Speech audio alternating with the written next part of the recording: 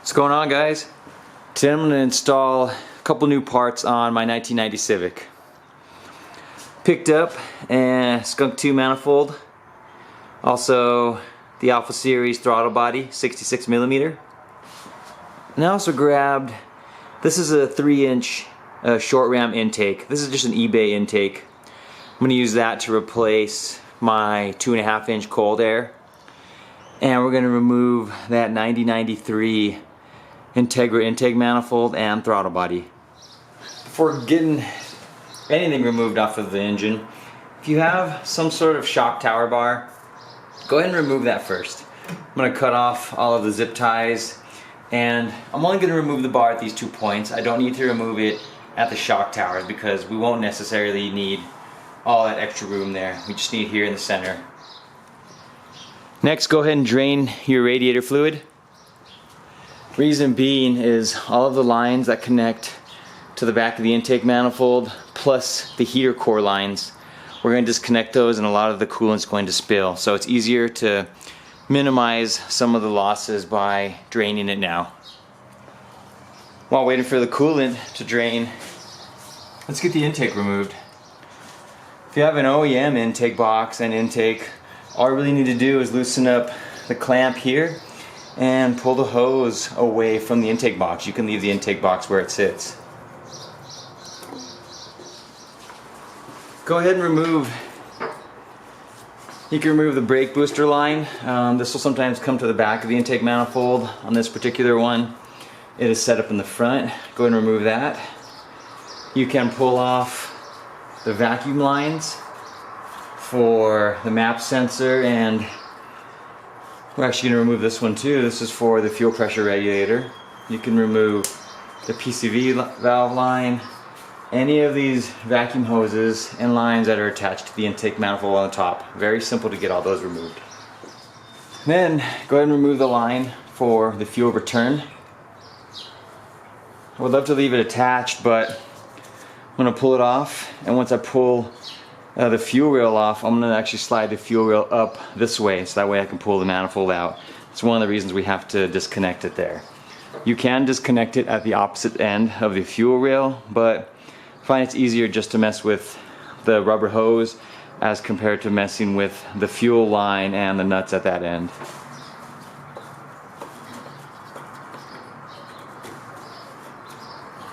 You're going to have a little bit of gas dripping out, but it's not much at all. We're going to get the fuel injector harness removed so we can remove the fuel rail next. Just pop off all the injector clips.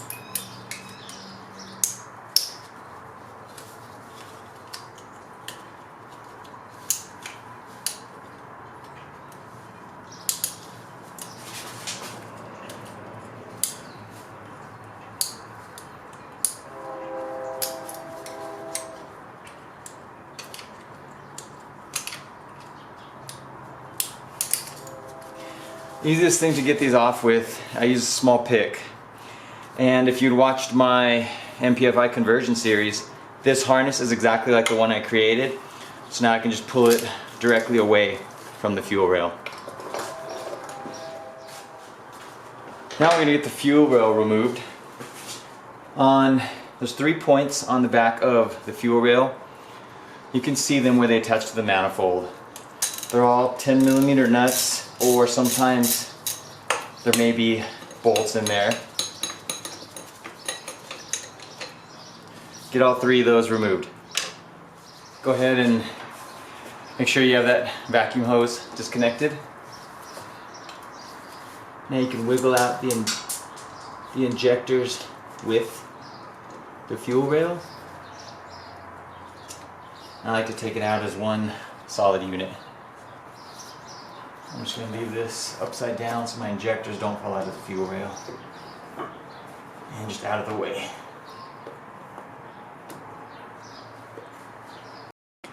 Let's do the throttle cable next. Very easy. Just loosen up. There's 2 12mm nuts on the throttle cable. All you need to do is loosen up the locking one. You can spin it all the way down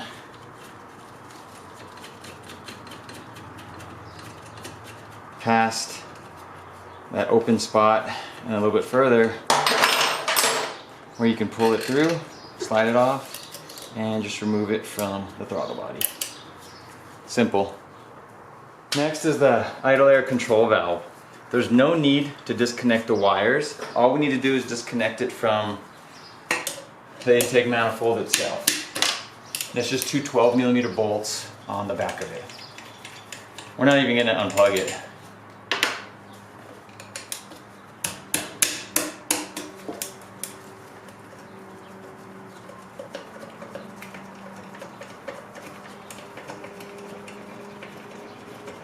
Make sure your gasket stays on it. Sometimes that little gasket that surrounds it can fall off, but make sure you don't lose that. So you're going to need that to seal it against the new manifold. I'm going to remove, this is the throttle cable bracket. I don't remember which one I got this off of, but it worked fine with this particular setup, only using the one bolt because of the length of this particular throttle cable. But I can't get my IACV removed because the clip is literally like a millimeter away from the bracket. So I'm gonna get the bracket removed real quick so I can unplug the IAT is what I meant, the intake air temperature sensor.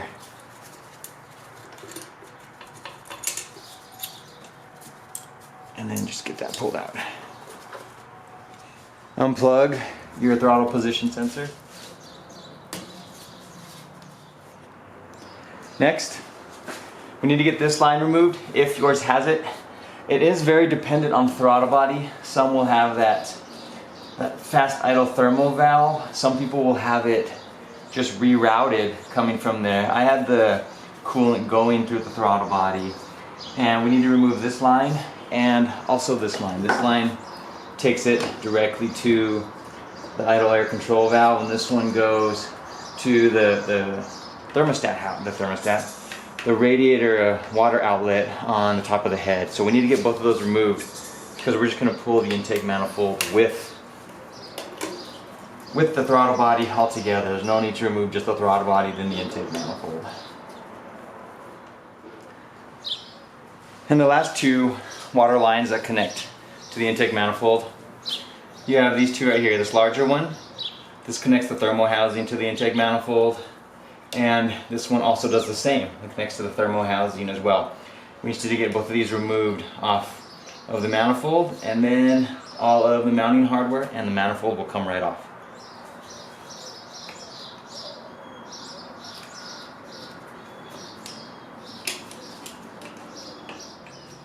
Now you're ready to remove the manifold. There are 10 either nuts or bolts. Mine has a combination of both on the back of the head that you need to remove. And here's that Skunk2 manifold, just to show you the location of all of those nuts and bolts you need to remove. 1, 2, 3, 4, 5, 6, 7, 8, 9, 10. It's kind of like a little zigzag pattern all the way across in case you're searching for them. Once those are removed, it'll come right out.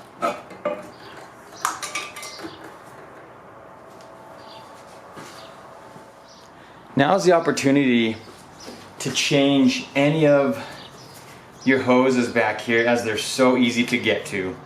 Mine are all relatively new within the last year and a half. I haven't had any issues with them. So I'm going to just use them. Again, I'm not going to replace any of those. But now would be the ideal time to do that if you want to go ahead and just do some general maintenance on your car. Here's a look at that manifold completely removed. We're going to use a couple things off this manifold, and it depends on how you want to put yours together. First, intake air temperature sensor. We're going to remove that. Of course, replace it onto the Skunk2 manifold. And on your old manifold, see how mine had one stud, then it had 2 bolts for the way to mount the fuel rail. Skunk2 doesn't have any. If you want to remove the studs out of here, place them onto your manifold. That'll probably be the quickest and easiest way. If you have a bunch of hardware like I do, I'm just going to use 3 bolts instead, the 2 that I already had on my old manifold. And I'll just dig one more up out of my box of bolts. Now looking at the throttle body,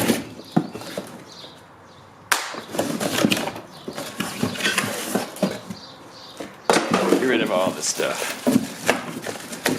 It does have its own hardware to mount. This is made to mount it to the intake manifold itself. And it does come with a new throttle body gasket if you were curious about that, which is great. We're just going to use that one. This throttle body also has the water inlets like the OEM throttle body. Still has the idle air screw. Now this one, we're going to remove the TPS from our old manifold, and we're going to put it on here, and we're going to calibrate it. If you're interested in watching a video on how to calibrate it, click in the upper corner, and I'm going to have a link to a video when I show you how to calibrate the throttle position sensors. Now this, we're going to put a map sensor on top of this throttle body. We're going to do the throttle body mounted map sensor instead of the firewall mounted map sensor. This is the firewall mounted map sensor. And right here, this is a throttle body mounted map sensor. In case you're unfamiliar with how those work, I'm just going to take this one off of an old throttle body I had laying around, and we're going to transplant it to the Skunk2 manifold. Go ahead and start getting the new throttle body ready. We're going to get that put on the intake manifold first. I'm going to put the map sensor on. This was the old O-ring I pulled out of that other throttle body. I have a whole assortment of O-rings from when I did my multi-point swap. Found one that's a little larger that fits it very well, so we're going to put that one together on there, and just don't want to worry about any leaks, any vacuum leaks between the map sensor and the intake throttle body. So let's get that put together. I'll tighten that up right now. Now you're going to need to remove your TPS. As I did in the throttle position sensor adjustment video, most of these will have rivets on there that you're going to need to somehow get those removed. I explained in the other video how you can get them removed. You can Dremel a little slit and use a flathead screwdriver. Mine already has 2 flathead screws. So I'm going to go ahead and remove those and transplant that to the new throttle body. And what's cool about that is that the Skunk2 kit came with included hardware to mount the TPS. So if you grind off your old rivets on the TPS, you don't need to worry about it if you're using this particular throttle body. You'll now have new hardware to reattach the TPS. The mounting hardware for the Allen head bolts, it is a 4mm. That one worked perfect. I tightened them pretty snug, but I left them a little bit loose just so when I do the adjustment it'll be easier to get it removed. Let's get the intake air temperature sensor removed.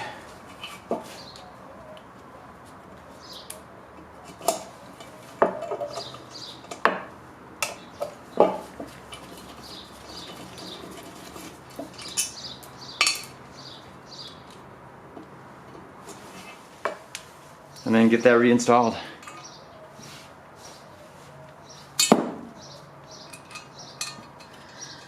Now we're going to get the throttle body mounted using the supplied gasket. This throttle body is a 66mm. I was reading that the intake manifold was only 64mm, but after matching this up, you can see there's maybe 1mm, 1.5mm of space between the end of the gasket and the edge of the throttle body itself. And when putting this up onto the manifold, where it would mount, just right there, it actually has a larger opening than the throttle body, which is good because I thought I was going from 66 to 64. I thought about getting a machine to open it up, but it's actually already larger than the opening of the throttle body, which is great. I didn't go 70mm because this is pretty much an all-motor build. It's not anything crazy. It's a stock engine with just bolt-ons. So we're just trying to make a little extra power, make it breathe a little bit better. And I'm hoping this helps with it. And I'm glad that this opening is larger than the throttle body. It's not creating a bottleneck effect by going from larger to smaller.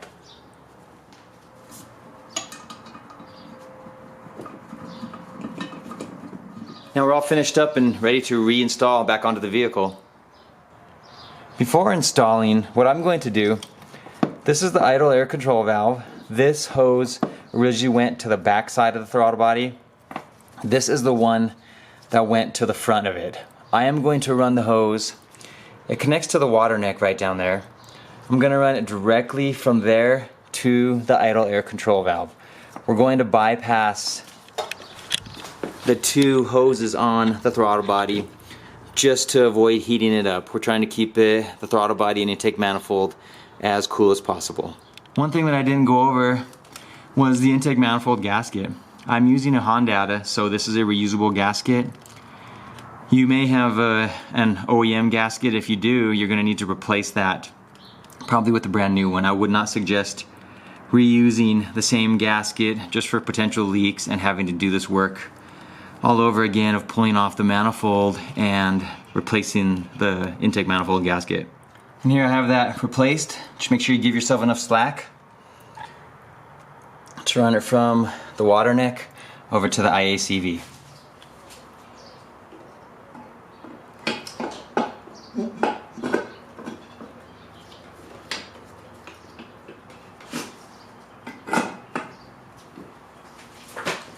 When installing your manifold, if you're using the original stud kit, some of those studs are too small, especially this one right in the center. I'm using a longer bolt because the Skunk2 manifold has the room there where you can tighten it from the backside and push it in, and this bolt is perfect length for that centered one. The rest of my bolts are great for the fit as well when they go in, plus to make up for the room of the Honda intake manifold gasket. So you may want to purchase a stud kit depending on how your car's set up. If it's OEM, you might want to just buy the stud kit when you purchase the manifold. Once you've got your manifold on, go ahead and torque all of the nuts and bolts to 17 foot-pounds. Go ahead and reattach the hoses that were from the thermo housing to the intake manifold. Let's get the idle air control valve reinstalled.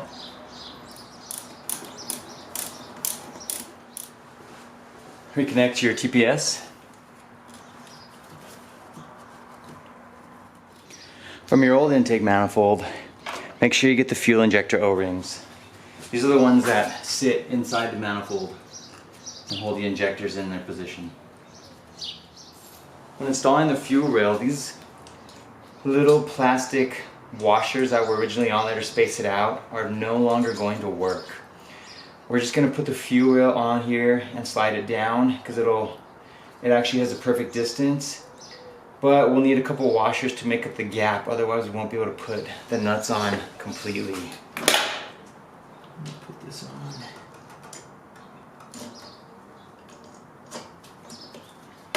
See, because now it fits perfect without the washers. These little plastic washers. But the thread here, it doesn't go down far enough, so I'm going to put a couple washers on there, then put the nuts on top of that. And I used about 4 washers on each stud. Let's get your intake air temperature sensor plugged back in. Still fits great. This is no longer going to need to go to the back of the manifold since we have this new nipple right here. Let's just cut it to length so it fits on there well. Perfect. Let's get your gas line, the return gas line reinstalled.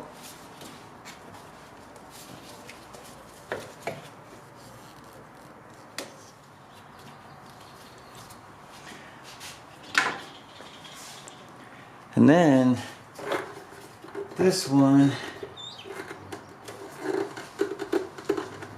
it just kind of fits on there. It's a little weird to bend, but it'll be okay. That's just for the brake booster.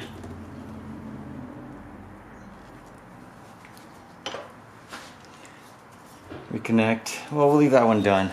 We're gonna do the throttle cable next. When putting the throttle cable on, since we're using the PR4 original manifold and everything, make sure you have the PR4 throttle cable bracket. I had a different one that was on my old manifold, as you can see over there, and it wouldn't work with the throttle cable. Let me show you how this one fits instead. When using that original PR4 bracket, looks like only one bolt is going to work with this specific throttle cable. I don't know which throttle cable this is off of. It looks like just a regular MPFI swap setup. But for me, it's only going to work on this outside hole. Let me see.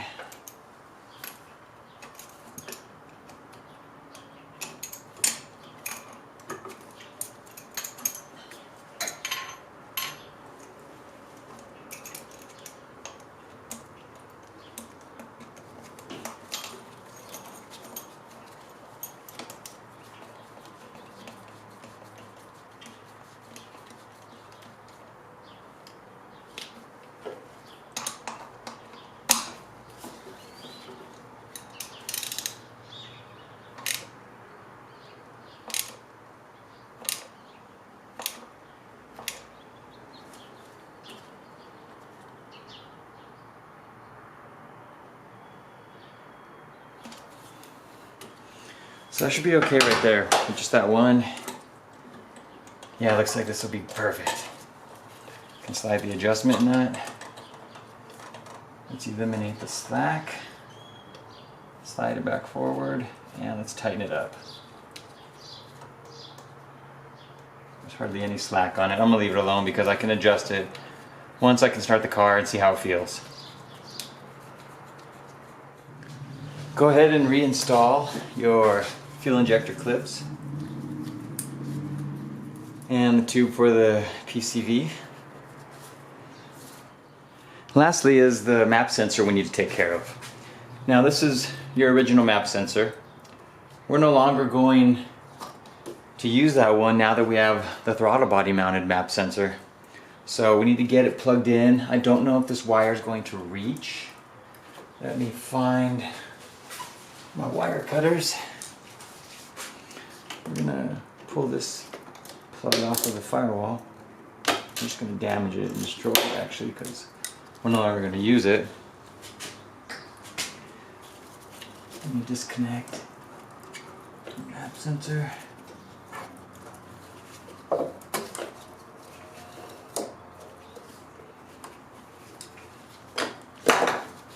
me see if there's just enough length. Looks like it'll reach. But I'm probably going to leave it alone like that. I'll run it over my intake. Just put some more wire loom on it. Cut this one off.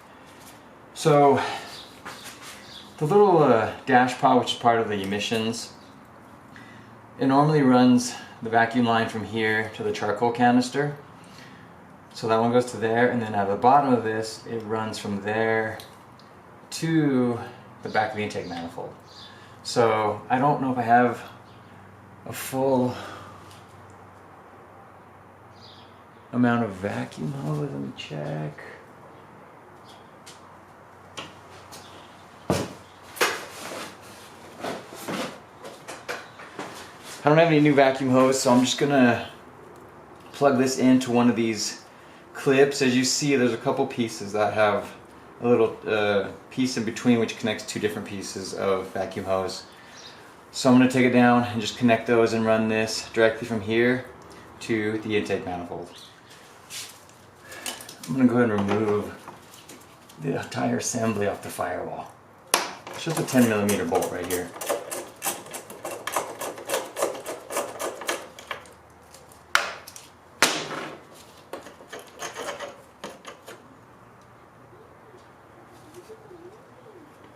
So we're going to try it out like that. And then this one plugs obviously right back to the top of the throttle body. And that's it, guys. Depending on what you want to do with this, I'm going to leave it alone, plug it in just like that. We're going to fill it with coolant now, and we're going to start it up, see how it performs. Reconnect your battery. Just make sure everything you had disconnected is reconnected. Yeah, I got it all. Nothing I'm missing. Let's give it a shot.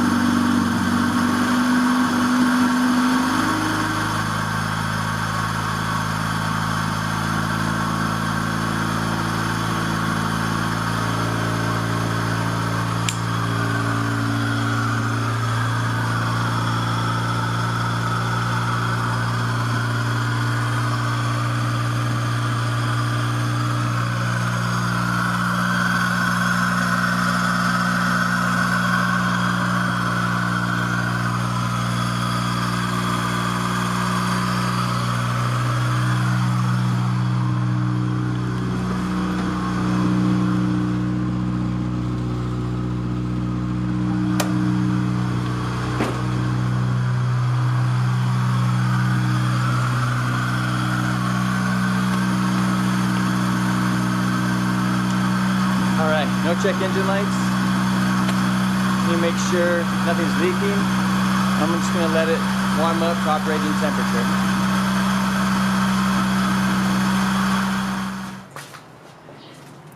And here's the finished product. I went ahead and taped up the map sensor wire. That other plug, I just tucked it into the loom, I'm sorry, and then I taped around it just because what if I ever did need to go back to putting a firewall mounted map sensor, selling the shell. I'm kind of weird like that. I don't like to cut off certain plugs in case I do need to reuse them. But I ran it under the intake. I don't have a large enough coupler for that 3-inch intake, so I just put on that cold air one, but I just left it a short ram for now so it's easier to disassemble. I went ahead and ordered another coupler off eBay. So as soon as that comes in, I'll put that on. I did readjust the TPS so it's set for the correct voltage at closed and wide open throttle. And I haven't put back on my bar yet because I have an EX master cylinder. I'm gonna work on that on my next day off and get that changed out. So I didn't want the bar, I was gonna have to remove it again probably anyway. So I left the bar off because in a couple days I'm gonna get that replaced. But it's running fine, no check engine lights, there's no leaks.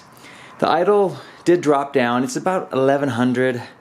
I'm gonna mess around with that. The idle air screw is all the way in, so I can't adjust it there. I'm gonna maybe check with, maybe the cable is a little tight, I don't know, but it's not that high, it's not bad, and if I was a daily driver I'd be more concerned, but it seems to idle perfectly fine. Let me give it one last start, and that'll conclude the Skunk2 Alpha Series intake manifold and throttle body install.